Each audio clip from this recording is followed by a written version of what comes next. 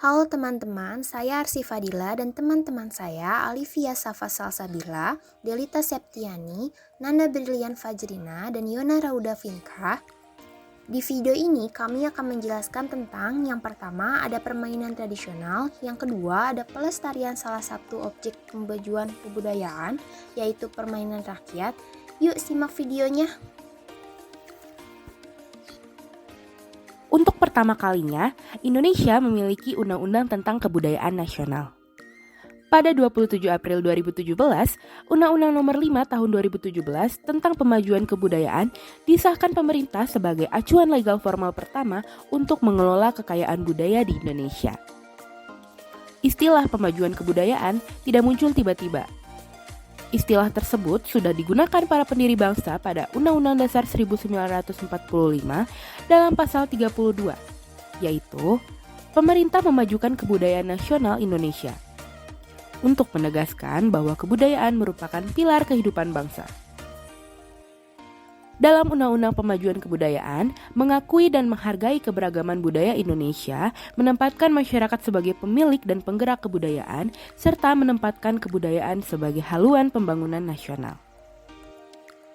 Adapun 10 unsur kebudayaan yang menjadi fokus utama pemajuan kebudayaan, yaitu bahasa, manuskrip, adat istiadat, ritus, tradisi lisan, pengetahuan tradisional, teknologi tradisional, seni, permainan rakyat, dan olahraga tradisional. Dengan adanya undang-undang ini, diharapkan Indonesia menjadi bangsa dengan masyarakat berkepribadian secara budaya, berdikari secara ekonomi, serta berdaulat secara politik. Permainan tradisional merupakan suatu hasil budaya masyarakat yang telah tumbuh dan hidup hingga sekarang. Permainan peninggalan nenek moyang yang dilakukan dengan sukarela, di mana permainan tersebut dimainkan menggunakan bahasa maupun ciri khas dari daerah tertentu yang harus dilestarikan guna memperkokoh jati diri bangsa. Selain menyenangkan, permainan tradisional juga memiliki banyak manfaat, seperti meningkatkan kecerdasan kinestetik, kesehatan jasmani, melatih kecerdasan interpersonal dan intrapersonal, serta mengasah kecerdasan logika. Permainan tradisional juga melatih anak-anak dalam kemampuan menjalin relasi, kerjasama, dan disiplin dalam mengikuti aturan bermain. Setelah memahami pengertian dan manfaat dari permainan tradisional, selanjutnya mari kita bahas contoh permainan tradisional. Salah satu kelebihan permainan tradisional adalah mudah dimainkan oleh semua kalangan dan tidak membutuhkan banyak alat. Alat yang dibutuhkan mudah dicari dalam keseharian dan dapat dibuat sendiri oleh anak-anak. Permainan tradisional yang umumnya dimainkan oleh anak-anak contohnya oray-orayan, sondah, congklak, gatrik, gobak sodor, lompat tali, dan masih banyak lagi. Selain itu, dalam permainan tradisional Sunda dikenal juga permainan sondah dan oray-orayan. Permainan sondah dimainkan dengan cara pemain melompatkan satu kaki ke setiap bidang petak dengan tujuan untuk mendapatkan rumah di salah satu bidang petaknya. Cara bermain tersebut menggambarkan proses untuk mendapatkan apa yang kita inginkan harus dicapai dengan bekerja keras yang disimbolkan dalam melompat satu kaki.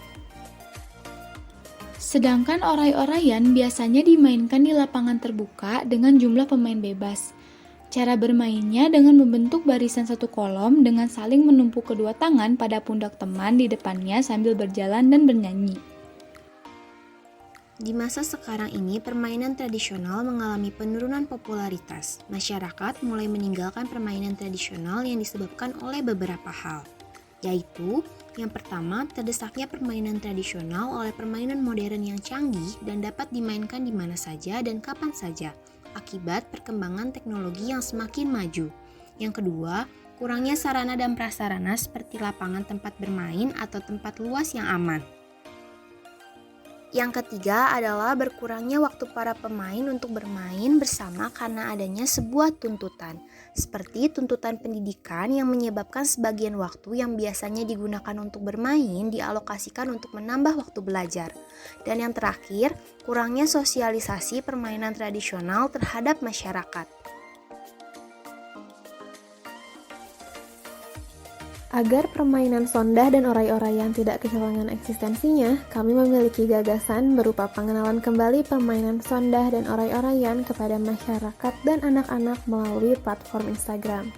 Alasan kami memilih platform tersebut adalah karena Instagram merupakan media penyebaran informasi yang cepat dan memiliki jangkauan yang sangat luas. Hampir semua orang dari berbagai kalangan menggunakan platform tersebut, mulai dari anak-anak hingga orang dewasa. Jangkauan Instagram pun mencakup seluruh daerah di Indonesia. Dalam platform ini, kami akan memberikan informasi seputar permainan tradisional melalui akun khusus yang akan memposting konten-konten menarik seperti fakta-fakta menarik mengenai permainan sondah dan orai-oraian, membuat video, serta mengadakan kuis berhadiah. Gagasan kami berikutnya yaitu mengajak mahasiswa lain untuk mempromosikan permainan tradisional sondah dan orai-oraian serta mempromosikannya ke platform Instagram masing-masing. Kami juga menyarankan untuk menyertakan permainan sondah dan orai-oraian ke dalam rangkaian acara atau kegiatan mahasiswa, seperti mengajak seluruh mahasiswa Fakultas Ilmu Budaya untuk memainkan permainan tradisional tersebut. Adapun tujuannya adalah agar mahasiswa dari luar Jawa Barat dapat mengenal dan berpartisipasi dalam pelestarian permainan tradisional Sunda yaitu sondah dan orai-oraian. Diharapkan, gagasan yang kami rancang dapat menghasilkan beberapa output, yaitu pertama, meningkatnya kecerdasan kinestetik atau jasmani, karena permainan tradisional sondah dan orai-oraian mengharuskan para pemainnya untuk berjalan, berlari, dan melompat. Hal ini pula yang nantinya akan meningkatkan kesehatan jasmani. Kedua, meningkatnya kecerdasan interpersonal, karena kedua permainan tradisional ini mengasah kemampuan untuk bernegosiasi dan berkomunikasi antar pemain, sehingga akan meningkatnya kemampuan bersosialisasi dengan teman atau pemain lainnya. Ketiga, meningkatnya kecerdasan intrapersonal yang dapat dilihat dan diukur dari kemampuan para pemain untuk melatih kesabaran, mengurangi rasa cemas, dan melatih konsentrasi serta kedisiplinan dengan segala peraturan permainan yang ada. Keempat, meningkatnya kecerdasan logika karena permainan ini dapat mengasah para pemain untuk berhitung dan mengatur strategi. Kelima, meningkatnya pengetahuan mengenai nilai-nilai budaya, permainan tradisional sondah, dan orai-oraian. Sekian presentasi gagasan kami mengenai pelestarian objek pemajuan kebudayaan permainan tradisional. Mohon maaf apabila ada kekurangan. Terima kasih sudah menyaksikan.